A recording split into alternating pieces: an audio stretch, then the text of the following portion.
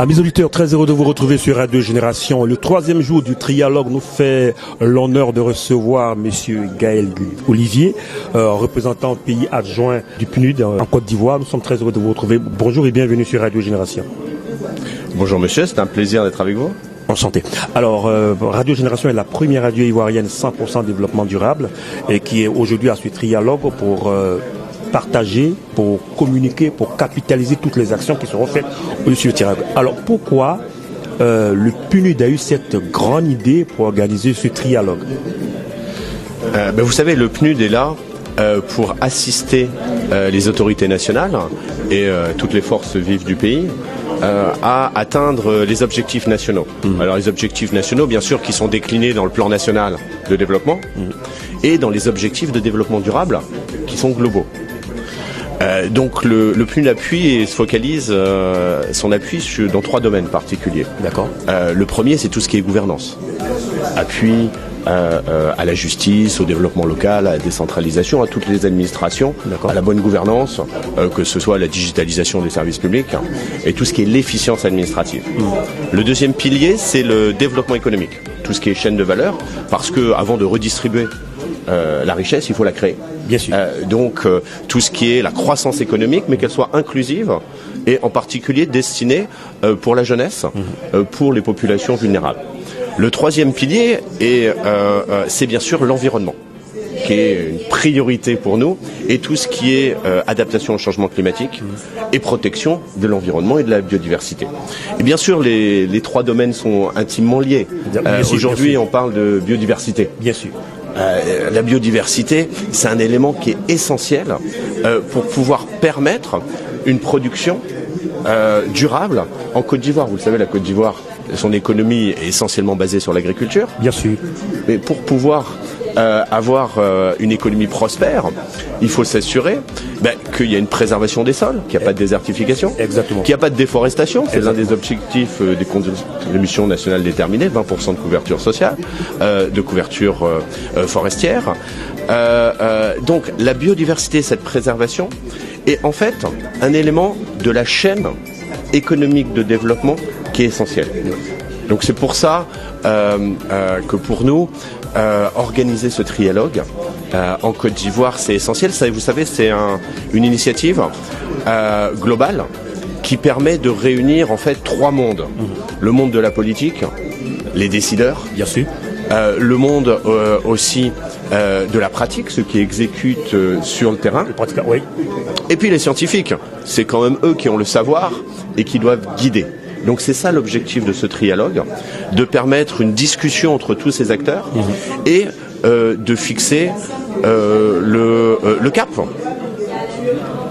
Si je développe sur les prochains objectifs à court terme, vous savez, il y a ce qu'on appelle un cadre global qui a été convenu au niveau global des Nations Unies sur la biodiversité. La Côte d'Ivoire a déjà une stratégie nationale de préservation de la biodiversité. Je crois qu'elle a été faite en 2016. Bien sûr. Mais maintenant, il est l'heure de la mettre à jour avec les nouvelles techniques, les nouvelles sciences, les nouvelles informations. Vous avez vu que tous les jours, on apprend quelque chose. Avec le Covid, les catastrophes qui arrivent, qui peuvent arriver quand même très soudainement, on apprend tous les jours. Donc c'est important de mettre à jour.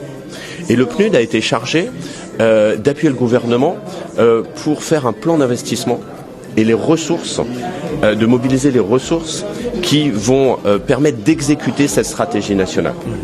Donc avec ONU Environnement, on appuie le ministère de l'Environnement pour mettre à jour cette stratégie et finaliser un plan de mobilisation des ressources et d'investissement pour s'assurer que les cibles qui sont fixées pourront être atteintes.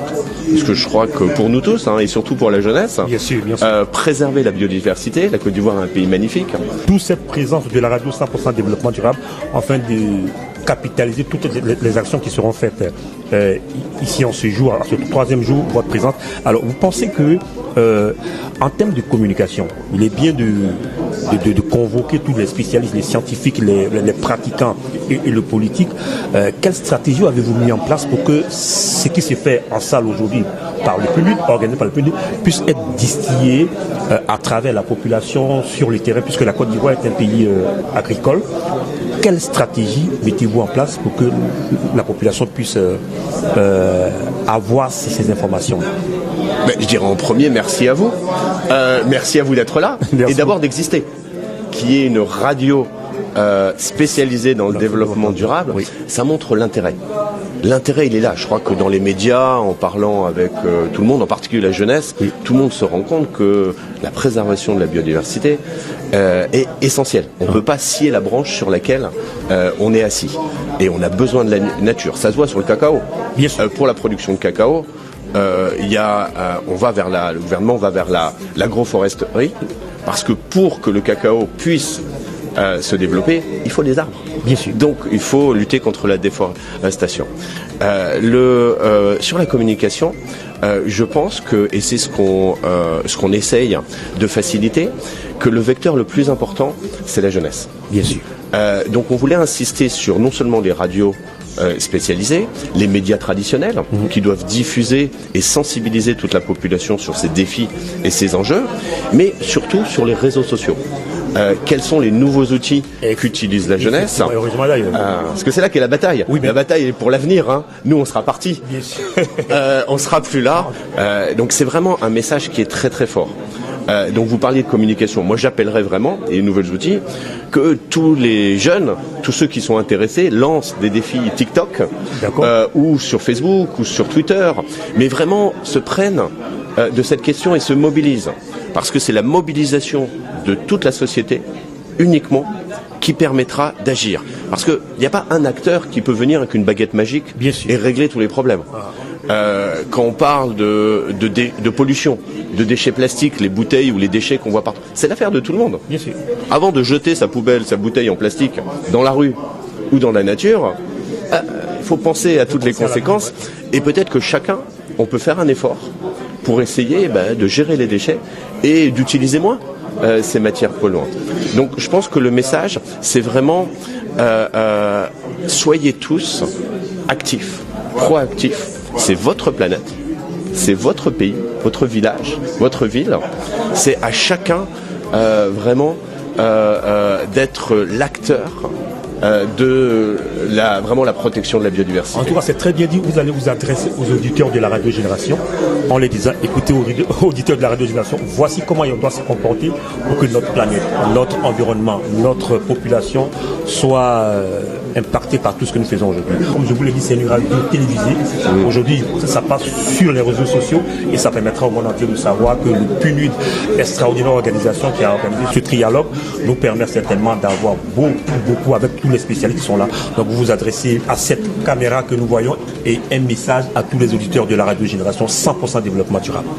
Chers auditeurs, d'abord merci de regarder une radio 100% développement durable. Et moi ce que je vous engage, je vous invite surtout, c'est à vous engager à tous les niveaux.